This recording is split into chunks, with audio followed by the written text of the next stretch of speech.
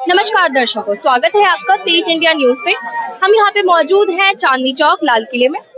हम यहाँ पे जानने आए हैं कि आखिर इलेक्शन में एनडीए जीतेगी या इंडिया गठबंधन, लोगों की क्या राय है। चलिए जानते हैं लोगों से। तो आप ये बताइए कि क्या 2024 के चुनाव में बीजेपी कांग्रेस को टक्कर दे पाएगी? कांग्रेस तो टक्कर में ही नहीं है। 2024 के चुनाव में गठबंधन में 26 दल लड़ रहे हैं और ये दल आपस में लड़ रहे हैं। लड़ना था इनको मोदी जी से, लड़ना था भारतीय जनता पार्टी से, तो चुनाव तो लड़ ही नहीं रही है, ये तो आपस में लड़ रहे हैं। हर फ्राइडे को इनका एक गठबंधन का नेता बाहर हो जाता है या आरोप लगा देता है। तो इसी तरह से जब राजनीति करने के हिसाब से इनको आना था, तब ये मंगलसूत्र बात छीनने की बात नहीं करनी थी, तभी संपत्तियों की जांच करने की बात नहीं करनी थी। जब आप सत्ता में थे 55-60 वर्षों तक, तब कांग्रेस को संपत्तियों की जांच कर लेनी चाहिए थी, मंगलसूत्र छीन लेने चाहिए थे। प्रियंका गांधी जी को मैंने सुना एक मंच से वो भाषण दे रही है कि मेरी माँ का मंगलसूत्र देश के लिए कुर्बान हो गया। एक फोटो तो दिखा दे अपनी मम्मी के मंगलसूत्र पहने हुए, है कोई फोटो उनके पास? अगर है तो सार्वजनिक करें उस चीज को, हम भी मान जाएंगे कि हाँ मम्मी का जो सूत्र मंगलसूत्र है वो कभी देश के काम आ सकता है। अगर वो गोल्ड का पहनती है, प्रियंका गांधी तो खुद ही मंगलसूत्र नहीं पहनती है। तो ऐसे लोग जो मंगलसूत्र पर राजनीति कर रहे हैं, महिलाओं पर राजनीति कर रहे हैं, महिलाओं के चरित्र पर राजनीति कर रहे हैं। आपने देखा ना, राहुल गांधी जी ने एक बयान दिया था पिछली बार भी कि वही वो किसी बॉलीवुड की एक्ट्रेस को नचनिया शब्द तक बोल दिया। तो ये कांग्रेस किस तरह का चरित्र लेकर राजनीति में उतरी है, हमें तो समझ नहीं आ रहा है। भारत की जनता जाग चुकी है। पहले क्या होता था, एक भेड़ चाल सी होती थी कि ठीक है इस बार भाई हाथ के पंजे को वोट डाल देंगे तो वोट वो लहर चल पड़ती थी। लोगों में उस समय शिक्षा का थोड़ा सा अभाव था। आज का बच्चा, आज का जो हमारा यूथ है, जो आज का वोटर है, वो मोबाइल हाथ में लेकर देखता है, तो सेलेक्ट करता है कि इस कैंडिडेट के ऊपर कितने आरोप हैं, कितने भ्रष्टाचार में लिप्त है। उसका जो एफिडेविट होता है चुनाव का सारा पढ़ लेता है, फिर वो डिसाइड करता है मैंने वोट किसको देना है। अगर उसको कोई भी कैंडिडेट पसंद नहीं आता है तो फिर वो नोटा भी दबा सकता है। बहुत सारे ऑप्शन है।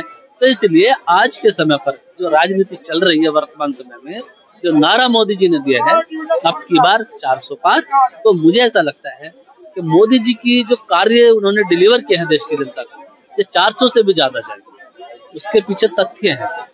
उन्होंने ग्रामीणों को सड़कों से जोड़ा, सड़कों को हाईवे से जोड़ा। आज भारतवर्ष के अंदर जितने भी देख लीजिए अच्छे अच्छे हाईवे बने हुए हैं, ठीक है।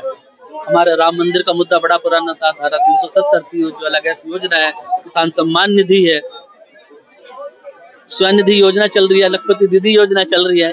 मोदी जी की तो इतनी योजनाएं हैं कि पूरी योजनाएं भी याद नहीं आती हैं हम लोगों को। कई बार अगर विश्लेषण करने बैठे तो वीडियो भी लंबा हो जाएगा। इन सबका लाभ हर व्यक्ति को मिल रहा है। ये आरोप लगाते हैं देश में बेरोजगारी है, राहुल गांधी, कांग्रेस पार्टी और गठबंधन के लोग। चलिए मैं आपकी देश के अंदर कोई बेरोजगारी नहीं है। मैं आपके चैनल पे जिम्मेदारी से इस बात को बोल रहा हूँ। देश का युवा बेरोजगार नहीं है।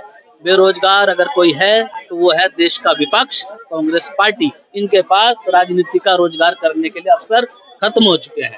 ये वो लोग हैं जो अवसर में आपदा ढूंढते थे। इन्होंने देश में जब जब आफत आई है तब देश का स्वामित्व को लूटने की कोशिश की है। तो ऐसे लोग जो राजनीति में भी लोगों का, उनके बुद्धि का चीरहरण करते हैं, बुद्धि को हरते हैं उनकी, ऐसे लोगों को देश की जनता माफ नहीं करेगी। आज जैसा कि आप जानते हैं, आज सुबह ही पीएम मोदी ने बात कही थी कि अभी जैसा आप जानते हैं मंगलसूत्र का मामला शांत हुआ नहीं, कि पीएम मोदी ने कहा था कि कांग्रेस के राज्य में हनुमान चालीसा पढ़ना भी गुनाह है। तो क्या आप इस बात से सहमत हैं? बिल्कुल सहमत है। कांग्रेस की सरकारें होती थी, हमने देखा राजस्थान में शोभा यात्रा पर किस तरह से पत्थरबाजी हुई है। शोभा यात्रा का मतलब क्या हनुमान जयंती होती है? शोभा यात्रा तो शोभा यात्रा है, चाहे किसी भी रूप में निकाली जाए शोभा यात्रा। अब हनुमान जयंती का हम पर्व था तो उस टाइम पे उन्होंने अगर कुछ बोला है तो बिल्कुल सही बोला है। आज भी प्रमाण है इस चीज के। साउथ में, तमिलनाडु में एक मुख्यमंत्री का बेटा जो खुद शायद विधायक है या सांसद है, जब वो बात करता है कि सनातन धर्म कीड़े मकोड़े हैं, डेंगू मलेरिया है, मच्छर है और सनातन धर्म का समूल नाश कर देंगे, तो राहुल गांधी बताएं जब प्रधानमंत्री जी का यह वक्तव्य कहाँ गलत है, किस जगह पे गलत है। कांग्रेस पार्टी भी बताए सनातन धर्म को आप डेंगू मच्छर मलेरिया बोलने वाले लोग इस बात को कान खोल कर सुन लें।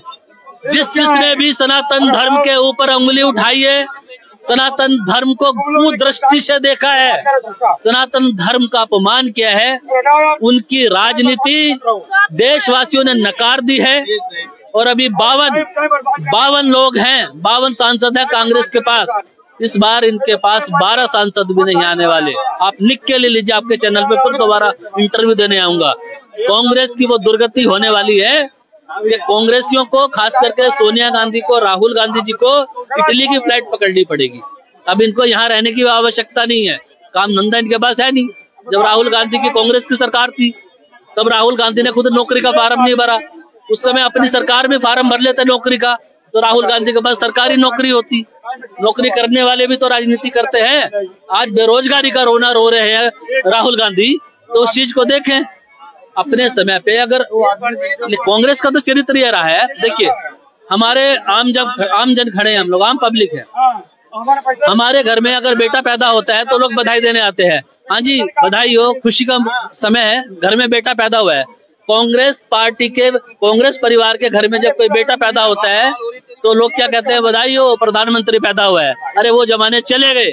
प्रधानमंत्री आज गरीब का बेटा बनता है, प्रधानमंत्री आज शोषित वंचित पीड़ित का बेटा बन रहा है, किसान का बेटा बनता है, मजदूरनी का बेटा बनता है, मजदूर का बेटा बनता है। क्यों? क्योंकि वो उस अभाव से निकला हुआ है। उस अभाव के कारण, जिस अभाव में जीवन जिया, उस अभाव से ऊपर उठकर आकर राजनीति करता है, तो उस राजनीति का प्रभाव देश की राजनीति पर पड़ता है और देशवासी उस राजनीति को समझते हैं। यह राजनीति का बदलता आधुनिक स्वरूप मैंने आपको बताया है।